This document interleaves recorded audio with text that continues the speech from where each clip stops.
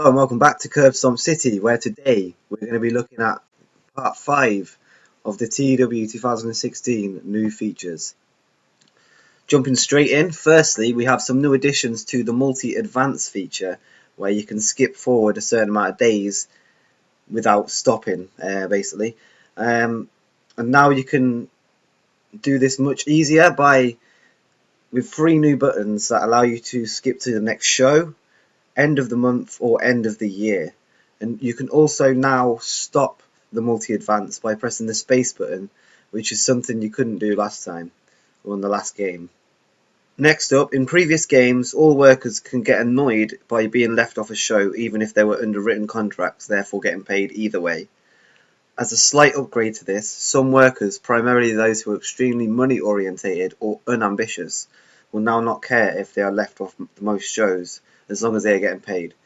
So I think the multi-advance upgrades are, necessary, and I think that's going to really help the game. But yeah, and the second one, any more depth like this into personalities of workers is obviously great for the AI and obviously a good addition in my opinion. Next up, tag team upgrades. The tag teams have now upgraded so that the AI can use them more realistically and logically. Duos are now defined as either being units or individual. So I'd imagine this is sort of like the Young Bucks. You don't really see Matt Jackson get signed and Nick not get signed. And there were tag teams will now, some tag teams will now only turn together and never individually. And they can also not be split up by the AI. They are also much more likely to be booked to work together. So even if they are on different pushes, so that's obviously good.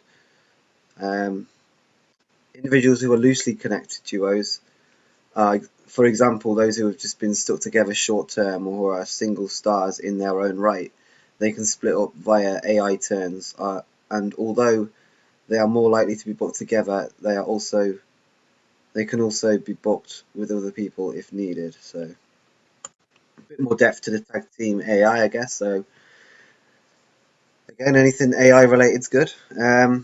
Teams and falls. In previous TEW games, everybody on the winning side of a team-based match got the same degree of impact for the victory, and everyone on the losing side got the same degree of negative impact too. But basically now, if someone gets the pin, they're impacted more than the person that didn't get pinned on the team. So if you wanted to keep someone strong over their tag team partner, but you wanted them to be in the match just to get them on the show, say you wanted a 6-man tag and you had Tyler Breeze, Roman Reigns and Dean Ambrose, random free, but and you didn't want Dean and Roman to look weak, you'd have obviously Tyler pinned, and that would be fine in terms of the game. So that's fine. I like that addition. So yeah, if you want to read more on that, let's go to the website at the top, of course, as usual. Dynamic spillovers. In previous games, the spillover system worked by having surrounding regions receive a boost in popularity when one region reached certain preset levels.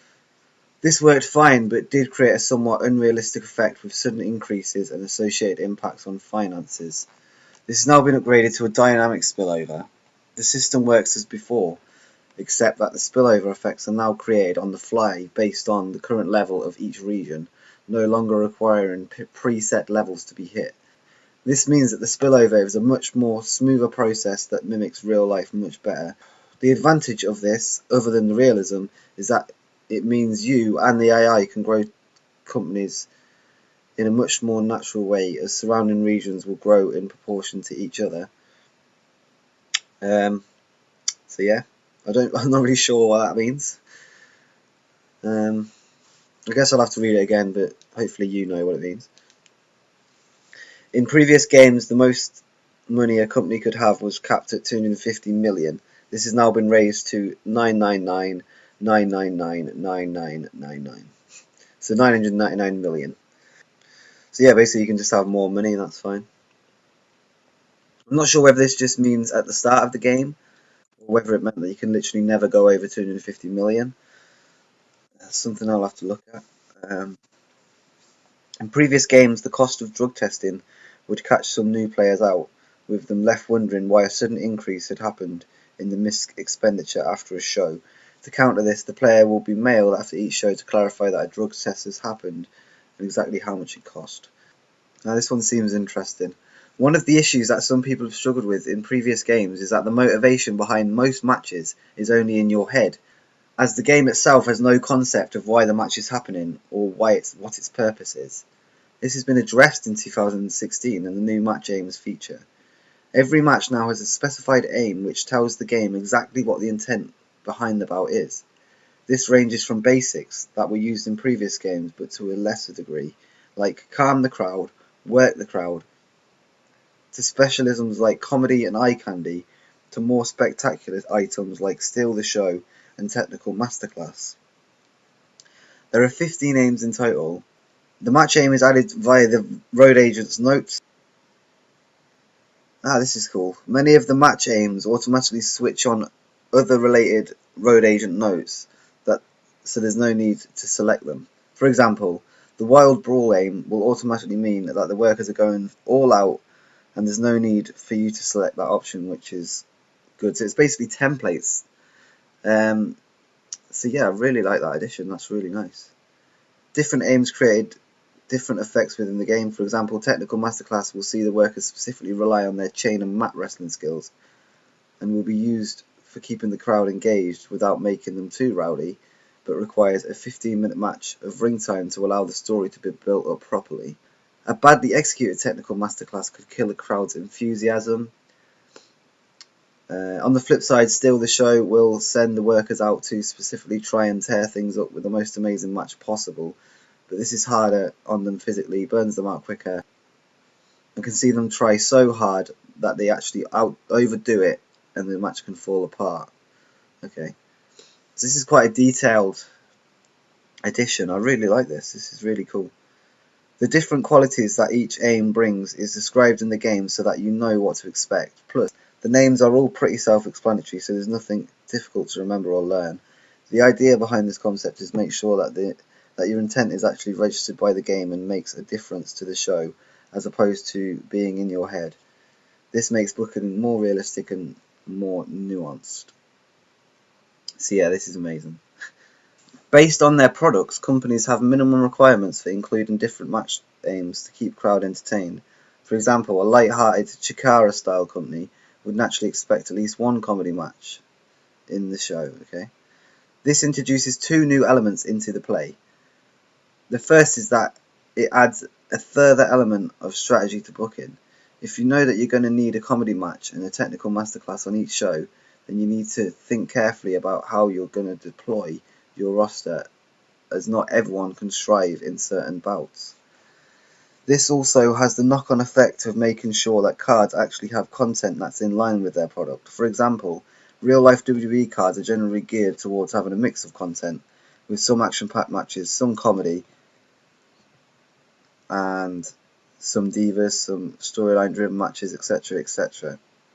If their product is set up to reflect this, the booker will need to keep that in mind. Right, this is cool. So again, much more detail into any detail in this game. I think it has been quite vague, and it's, as they say, it's a lot of it's in your head. But yeah, I like the fact that there's actually becoming more challenges in the game to overcome to make it more of a game rather than just input your thoughts and sort of getting a generic rating. So yeah, this is really cool. The second element is roster diversity. In previous games, going all the way back to the EWR days, there's no huge incentive to go for anyone that other than good workers, leading to the old meme where 95% of players using WWF used to hire AJ Styles and Christopher Daniels on day one because their talent always won out. This doesn't really reflect the reality, where a diverse roster is almost always a good thing. Again, taking WWE as an example, there's always a place for comedy acts, for the odd freak show worker, midgets, etc. By introducing match aims, you now have an actual reason to bring people in who aren't necessarily the best workers in the world. This is really good. Well done to the team on this one. If they are watching, they're probably not. But yeah, a perfect show theory overhaul. As perfect show theory appeared to confuse a lot of players in previous games, it has now been overhauled to be less rigid by tapping into a new match aim system. PST, which can still be turned off if you wish, now works like a pressure gauge. If the fans are kept up for too long, then they'll burn out and be hard to recover. Careful use of calming match aims, such as calm the crowd, or mixing up different match aims to keep the fans on their toes, is therefore needed to avoid this, or to relieve the pressure if you want to continue that analogy. As a lot of the match aims are explicit about bringing the crowd up or down, or it's specifically about manipulating the crowd level in other ways, this takes a lot of the guesswork out of this feature, and instead makes it more about booking order and forward planning, as you do in reality. To reflect the above changes, perfect show theory has now been renamed crowd management. So I'm after this episode, I'm really excited for this game, man. And if you are, let me know in the comments. Like, are you gonna be getting it on day one? Because I certainly am. But yeah, this is especially these last things. Even the addition of the advance to next show feature, that's just really has boosted the game. And it's already a good game, but it's making it more of a game rather than just an input sort of system spreadsheet type thing. Let me know which feature you're most excited about and whether you'll be buying it, because if you're watching this, do buy it because it is really good. But yeah, until next time, subscribe for more TEW 2016 and coming soon WWE 2K16 PC content, including mods, custom universes, different tournaments that I'm planning, and any general wrestling content. Until next time, thanks for watching and peace.